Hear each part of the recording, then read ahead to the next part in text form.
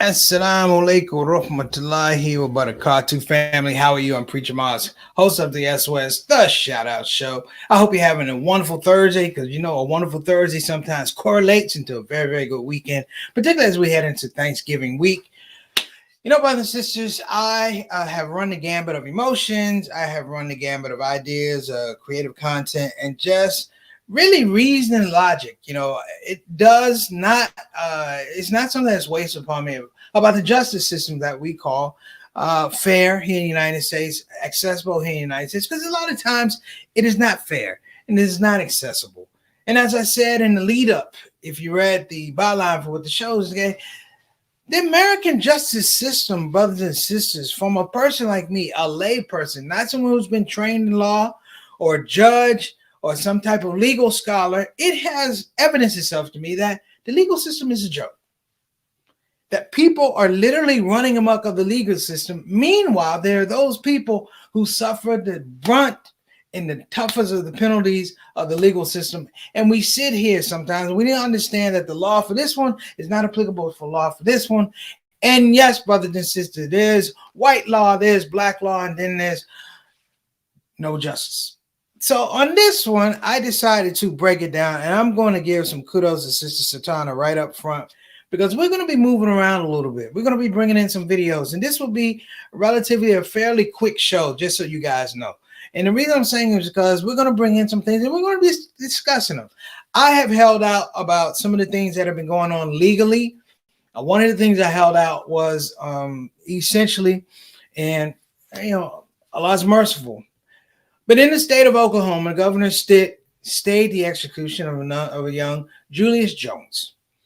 What that means, brothers and sisters, is a man who had been on death row for 20 years for a crime he did not commit. That's what they say, but for a crime he didn't commit. And I have to throw this in, that there are people going, are you looking at the evidence in the case? Not only should he not be sentenced to death, but he should be given clemency. He did not do the crime. So much so, brothers and sisters, that the European Union sent a letter over to Oklahoma telling them that we disagree with the findings of this trial and this man should not be executed. In fact, he should be free. I don't know of any black man, brothers and sisters, whose case has been so egregious that foreign countries send letters over going, we do not agree with you. They are willing to meddle in the affairs of local law, state law. They're going, this is not right. Because Julius Jones is accused of killing someone, brothers and sisters. The description of the killer was that he had long hair. Julius Jones was bald. In fact, the person who implicated Julius Jones, a person who committed to the murder, let me say this, that he confessed to the murder. This person not only confessed to the murder, but he's been released from prison. He was never on death row. He's out walking around freely, and we're still talking about having the right and campaign for this man not to be electrocuted, not to lose his life. Now, brothers and sisters, that's a serious case. But my point is, we now have to have all these things like the Innocence Projects. You know, the Innocent Projects in Philadelphia and Chicago that go around trying to go through people's cases and get them exonerated. What we really need, brothers and sisters, are you ready? We need basically I want to say like a project that points out people who are incapable of doing their job. People who avoid a reason, they should not have these jobs. They should not be. And why don't we have an incompetence project? In the incompetence project, we go around and we focus on all the people in the legal system who are not competent to make decisions about other people's lives. Now, this whole thing will probably shake out about Mr. Julius Jones, you know, and what is his reward, brothers and sisters? What's his reward? Because this is the cruelest joke of all. That they did not execute the man and take his life, but instead, they gave him life without the possibility of parole. I'm just telling you, brothers and sisters, we got a lot to talk about here on the Shout Out Show. I don't want to delay. Satan, let's go ahead and get him started. Preacher Moss, SOS.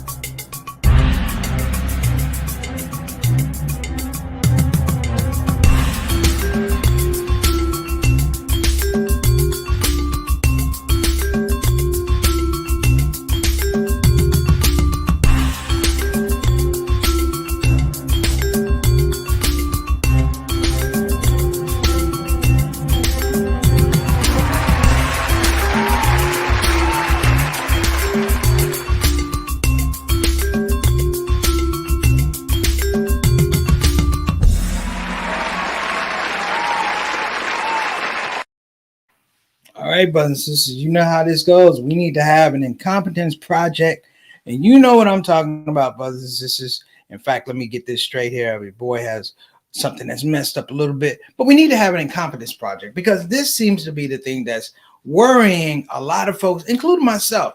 Just the fact, brothers and sisters, that these things continue to happen.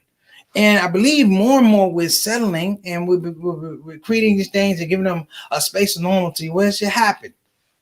Meanwhile, you have cases in Georgia, you have cases in Wisconsin of people who actually committed murder being shown these acts of not only compassion, but being put in spaces where people can doubt the facts that actually happen. So I'm going to make this quick, brothers and sisters. You know, I have to do this. So in Georgia, brothers and sisters, we have a situation that is so far off the plantation, so far off the reservation, it is literally egregious. And this is almost 2 years later, we still haven't gotten a verdict in the Ahmaud Arbery case. Many of you were there at the time I went on a rant about this young man being killed while he was jogging. And it was not just he was being killed, he was jogging. It's that we found out by accident through a video that was released through a radio station that this is the way the young man was killed. And people who exonerated basically said there was no case. They let these two men go, father and son, let them go. And they were walking around until there was public outcry about what happened. Now, we're going to get to it in a minute. I don't want to be rude. We got people in our shout out show in the comment section. Let's go ahead and bring them in, Satana, real quick. First up, we got Sister V. How you doing, Sister V? Peace and blessings to you as always. We hope that you're doing well. Thank you so much for being such a supporter of the Shout Out Show. Hope you're doing well and hope you're feeling well. I made the dua for you today. So I hope that dua is doing some good. All right. Peace and blessings to your husband and your son. Next up, Satana, you know it's supposed to go last. We got Altaf Rashid, my main man, Mr. 6 o'clock, straight up, straight down from, of all places, brothers and sisters, Toronto, Ontario. Now, Altaf, I don't know how they do it in Toronto in terms of justice, but in America, we got a whole different flavor down here. To be so close on the border, it's a totally different flavor. We hope you're doing well, man. We hope your family's doing well. Again, thank you so much for your support. Ladies and gentlemen, our Canadian ambassador to the show, Altaf Rashid, wa alaikum assalam rahmatullahi wa barakatuh to you, my brother. Thank you very much. Next up, Bilal Salahuddin. We had your wife on yesterday. She was represented for Salahuddin crowd, brother. How you doing, man? Wa alaikum assalam rahmatullahi wa barakatuh. Thank you for coming in to the show. We appreciate you on the platform. Feel free to chime in, brother, because it's going to be a handful today. I can feel it. Thank you so much for coming on. Next up, we got Johnny L. Thomas, better known as JT. What's going on? I had a great conversation with my little brother earlier today. Keep in mind, we're going to keep in mind, and brothers and sisters, we're going to pray for our good brother, comedian Marlon Hill, who was diagnosed with COVID yesterday. We're going to make sure we send out peace and blessings, and may Allah give him shifa. We hope you feel better, brother Marlon. Thank you so much. JT, thank you so much for coming on the show. Next up, that's it. We got Sister Mary Mars. We got Mama Son talking about ineptitude. Really seems it's the same as always, yeah, except it's just at a higher space. We are seeing so much ineptitude these days with our justice system, our criminal justice system, that literally it's got to the point where we're saturated with less than mediocrity, and people generally have become apathetic to what they see.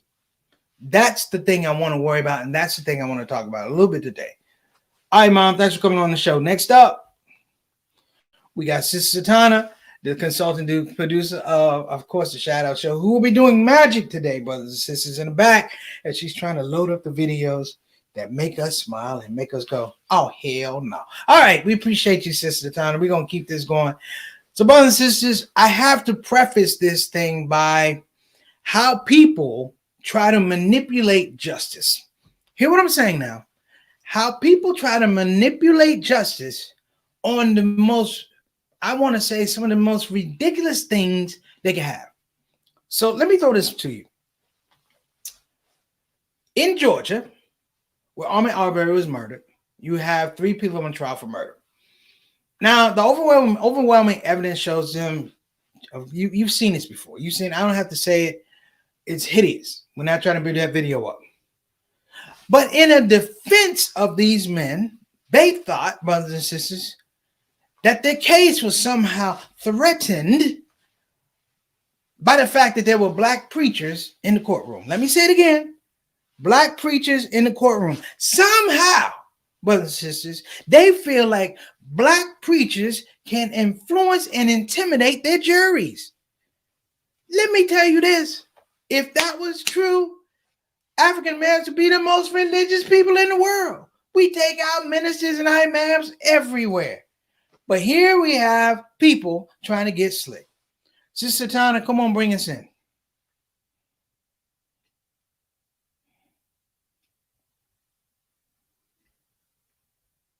It's been nearly 2 years since Ahmaud Arbery, a 25-year-old unarmed black man, was fatally shot while out for a jog in Georgia. Now, the 3 defendants are on trial for his murder, but one of their lawyers, attorney Kevin Gao, has a problem with the people watching the case. Here's a snippet of what he had to say. If we're going to start a precedent, starting yesterday, we're going to bring high-profile members of the African-American community into the courtroom to sit with the family during the trial in the presence of the jury.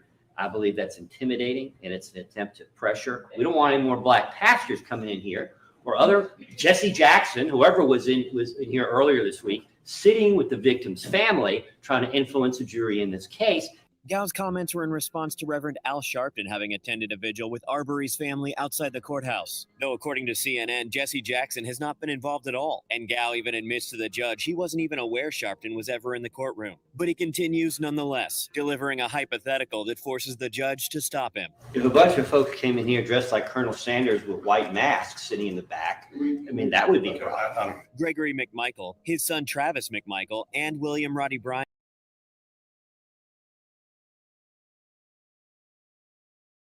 tells you I can't.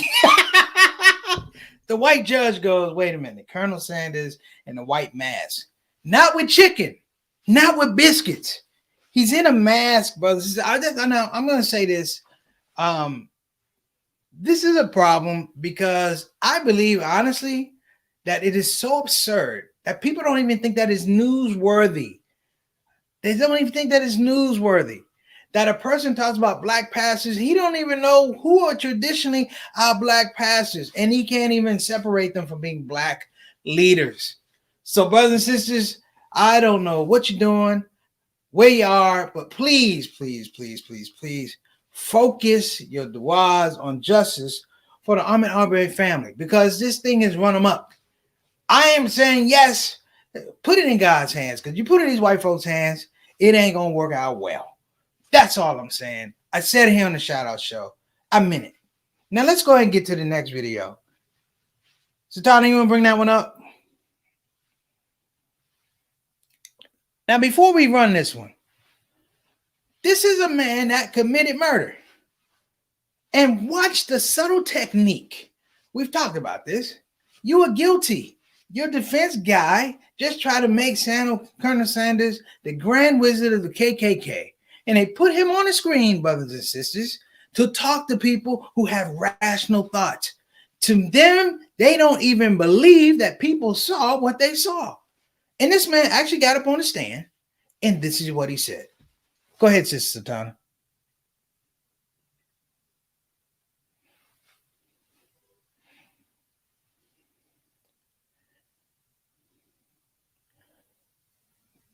Okay, we got no sound.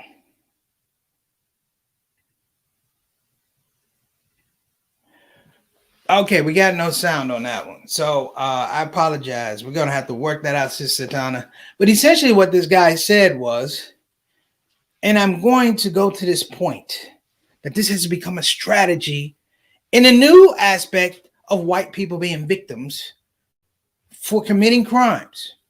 This man actually sat on the stand. And let me bring that up. He actually sat on the stand, and this is what he did. He actually talked, brothers and sisters, and I'm going to bring it up. Sister Tana, just sit tight. The guy says, I shot this young man. But what he does next is kind of amazing. He actually wants sympathy. Watch and learn. It sounds weird when I was first thing hit me. did you do?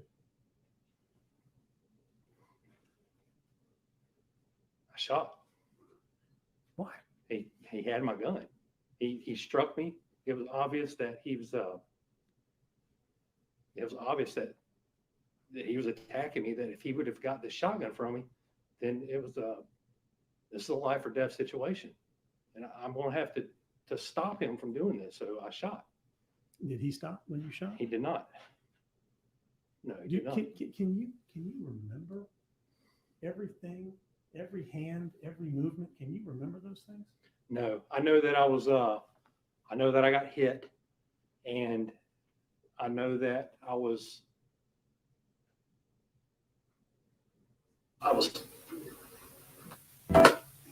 Okay, all right. We gotta stop right there. He was hit. He was threatened.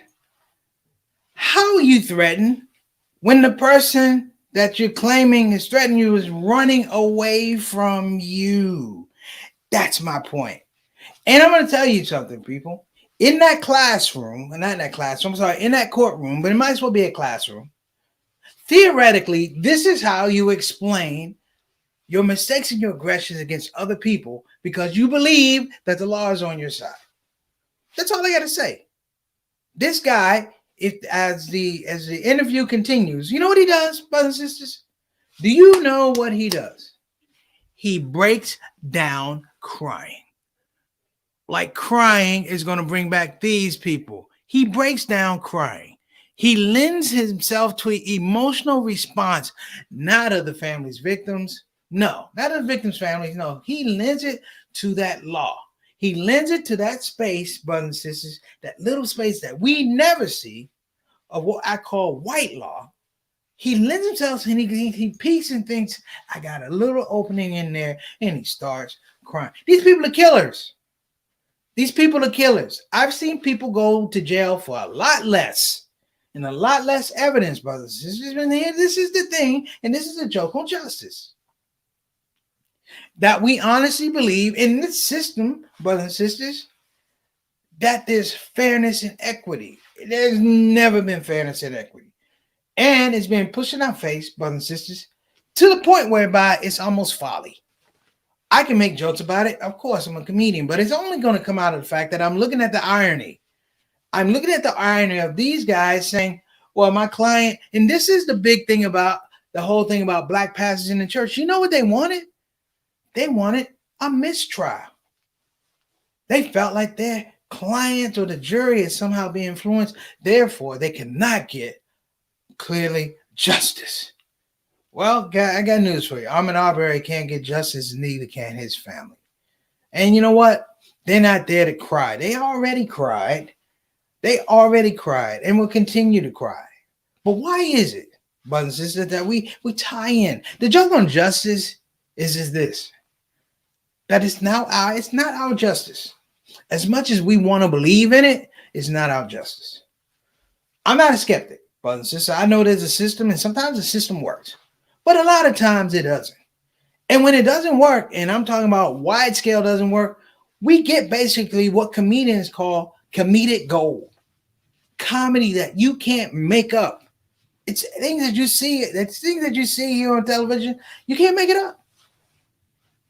So let me go to the next one.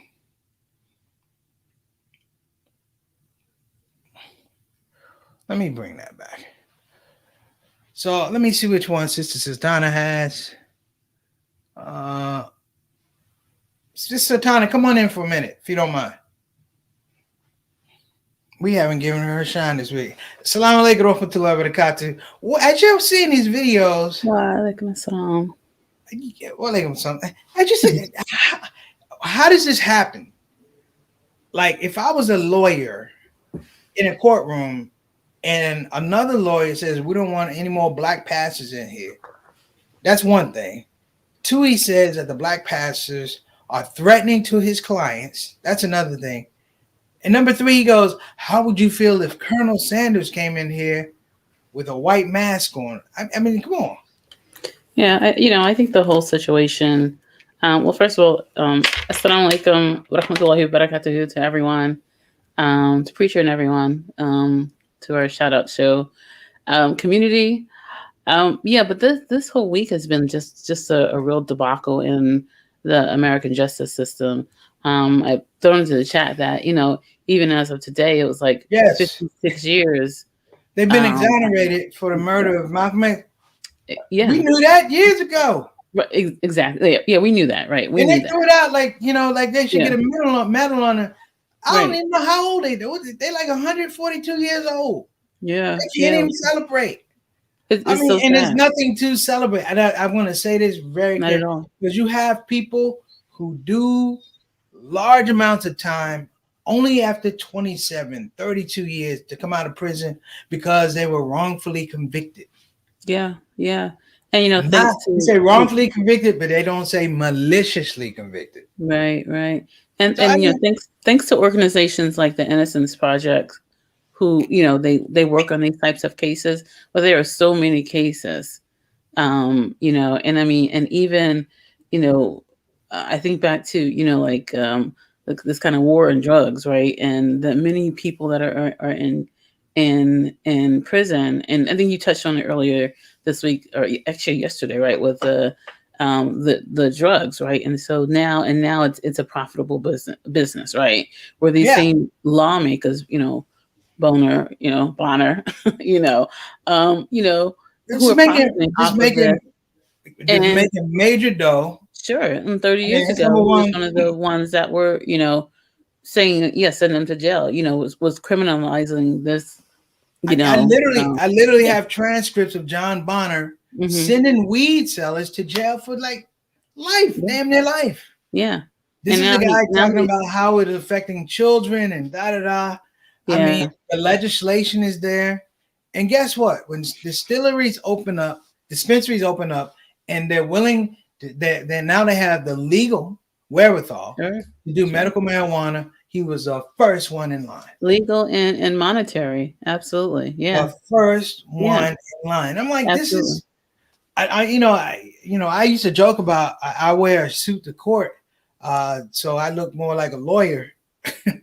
I said, and I used to say, when I go to court, I'm just making an appearance. I don't think I'm going to win. Yeah. That was the joke, but this is the reality. This is reality, and I think it's tough to watch. To me, I feel like it's tough to watch because these guys, I want to say it, and I want to say it the clearest term, they could walk. Oh, for sure. Oh, they're setting up, and the judge in the case up in Kenosha, Wisconsin, has done everything to me to tilt this thing so that Rittenhouse walks. They have given him platform after platform after platform. I don't even know if people realize the consultant for jury consulting, the consultant to do jury selection is the same one that OJ used in his case. So they got the jury consultant from OJ's case to do this case. Wow. Now here's my thing. Where's that money come from? This is Kenosha, Wisconsin. This is an 18-year-old kid. Like who's behind this? That's the thing. That's the thing. For the judge from the drop, like from day one, like the judge just made some crazy precedents in this, whether it was like the lottery system, and then like a pick six, like a scratch off. Like exactly. Three. I got 3 white jurors. Right, and when he got to pick, who does that? Nobody does that. Rittenhouse got to pick who he wanted to be. Like, who does that?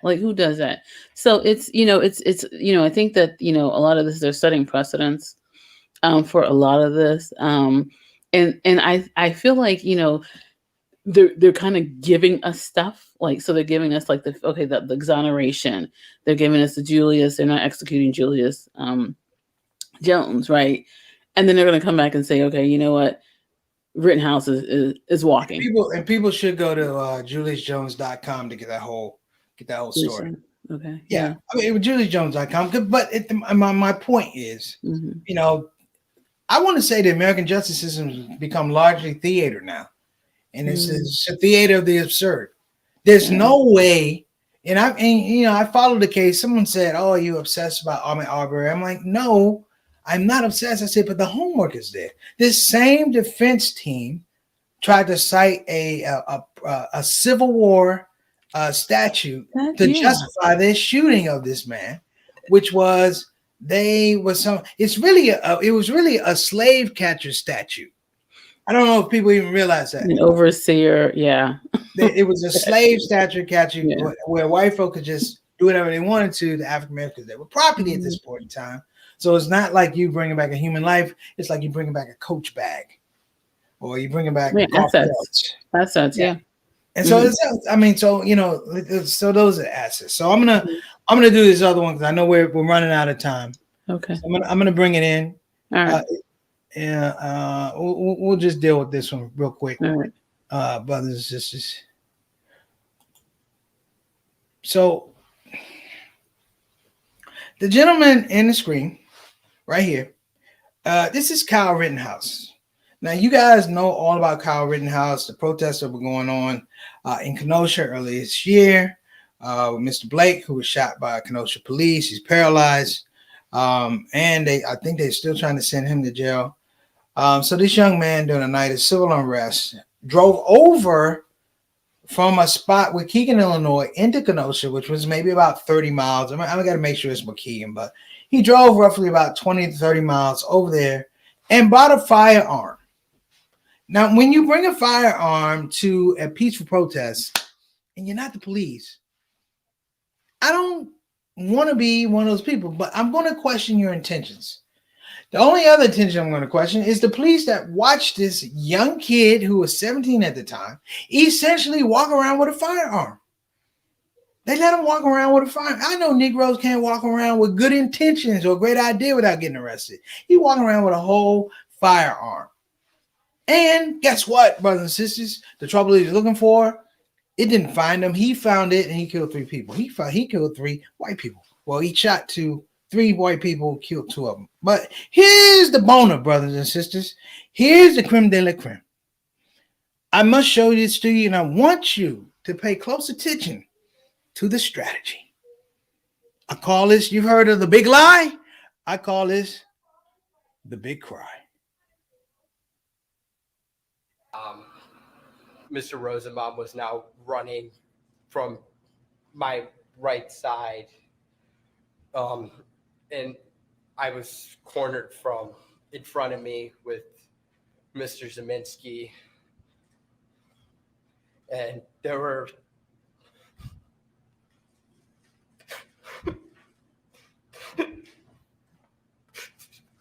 there were 3 people right there.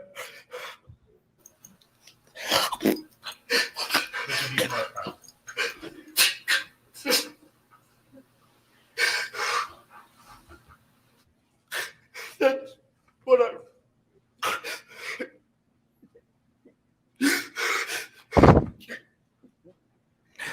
that's what I run.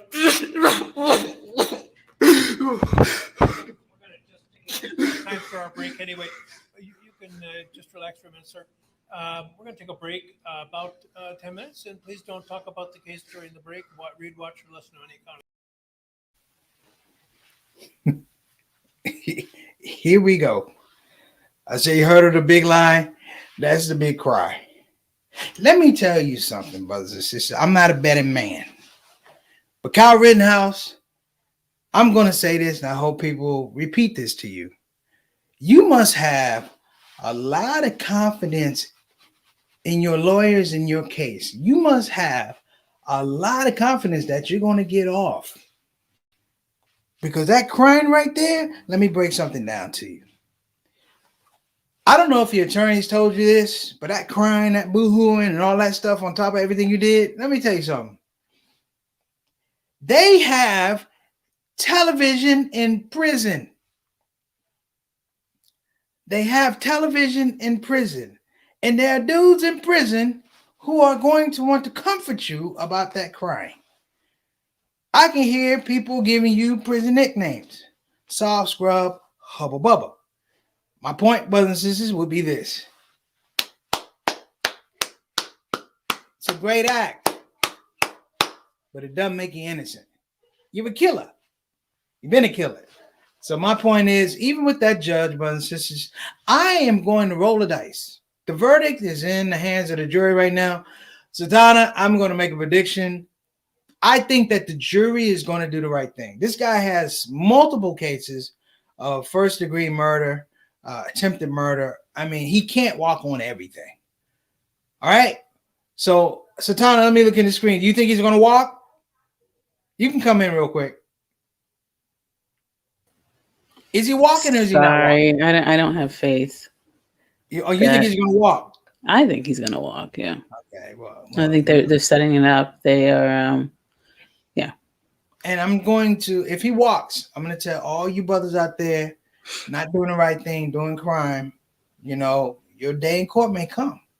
What I'm going to suggest is that you study every inch of tape of that white man crying, and maybe you'll get off too. That's our show. Since the time, let's go ahead and get to our sponsors. Brothers and sisters, we want to give a shout out to BeFinancialIndependent.com. Again, that's BeFinancialIndependent.com. Find out about your financial situation. Do an assessment of where your money is and where you want your money to be. Brothers and sisters, it's a thing about making money, and there's another thing about making money work for you. Again, BeFinancialIndependent.com. You can call 1-888-496-6845. Again, that's 1-888-496-6845.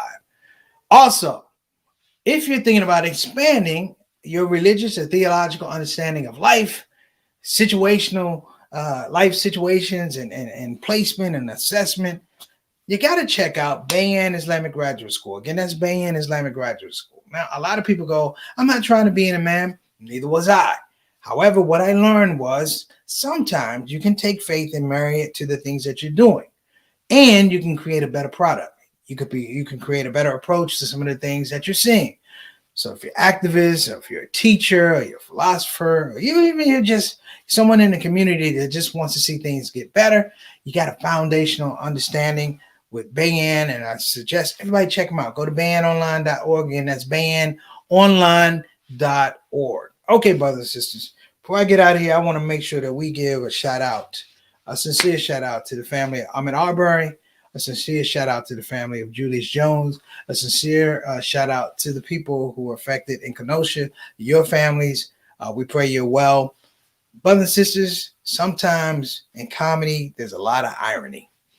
And we just had to point the irony out. And the only reason I wanted to do it today is because there's a danger that we'll forget what we're actually talking about. I'm Preach. This is Shout Out Show. See you next week. Assalamu alaikum warahmatullahi wabarakatuh. I'm out. Assalamu alaikum warahmatullahi wabarakatuh. Well, team, we've come to the end of yet another show. And I have to say I had a good time, and I hope that you had a good time as well. Listen, at this part of the show, we have no more show. I could literally sing a song saying we have no more show.